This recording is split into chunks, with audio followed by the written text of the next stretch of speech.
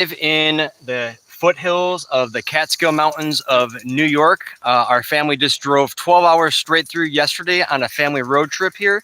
And we are stopping at our friend's house here in New York. And I wanted to talk with Brian real quick. It's been 9 years since we've been here. Yep. And I wanted to go over a quick little dive into his garden because there's some intriguing things that I saw when I first showed up here. 9 years ago. 9 years ago. Yep. And now that I saw a couple different things now that I've been here. Yeah. So this time around. So he's made some adaptations. So I jumped into the garden with Brian. Yeah. And kind of give me a real cliff notes of what we're going to cover and what we're going to do in our upcoming video here. So what Josh noticed was back 9 years ago, we started the Back to Eden method. And now I have more gray hairs and my kids have moved. And so we've made some adjustments to the garden and how we are adapting to where we are in life presently. Okay. So you've gone through some seasonal changes, as I would say, right? Yeah, you're very kind. Thank you. And I think since you were here, we also put in a full solar system. Okay. So I don't know. So we got a solar system right there. Yep, right there. And then we've got the garden behind us here. Yeah. All right. So my understanding is we're going to do a tour of the garden for you guys, and I hope you enjoy it. Yep. So real quick background, Brian, about let's call it 9 years ago now, probably. Give or take. Started off, I remember talking about it with you about the Back to Eden garden style, the lasagna garden style. There's a lot of different names for it. But they started off with the deep mulch, the wood chips, getting some organic matter into the land. And something I saw was very intriguing is, so Brian did that very successfully with him and his family.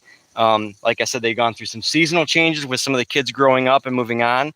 And they wanted to continue gardening, but they had to make some adaptations because they were going to be gone a little bit more. We had to make some choices, either bring the garden size down quite a bit, or make an adjustment. Okay. And we wanted to stay connected to our community. The garden is a big point of connection for us. Right. And so we wanted to make some changes so we could keep the garden the same size. Okay. So you guys did have a small garden stand up front. We did. For years. Yep.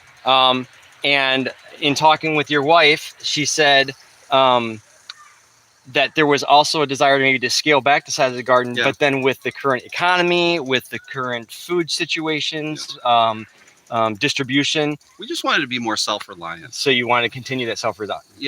And quality. I mean, the quality of the food has always been very important to us. Right. That's what really got us into the Back to Eden garden, or the lasagna gardening. Yep. But we wanted to continue to maintain the self-sufficiency. Okay. So like I said, the one thing I noticed is their adaptation that they jumped into is that they put black plastic on top of their Back to Eden garden plot area. And I know there's going to be a lot of people that are going to say black plastic or weed barrier or all the negative things to that. But I like the fact that you guys identified what you still wanted to get out of your garden, out of your land, and the fact that there was some adaptations that were going to have to be made to make that happen. So go ahead and make sure you follow us along on this journey. We're going to be going from Illinois all the way up to Maine, and we'll see what we got along the way. But we did an in-depth garden tour with Brian and all that's going on here on his property. And so thanks for letting us come along. And we're going to jump into our time here together, and we'll see you all later. So have a blessed day.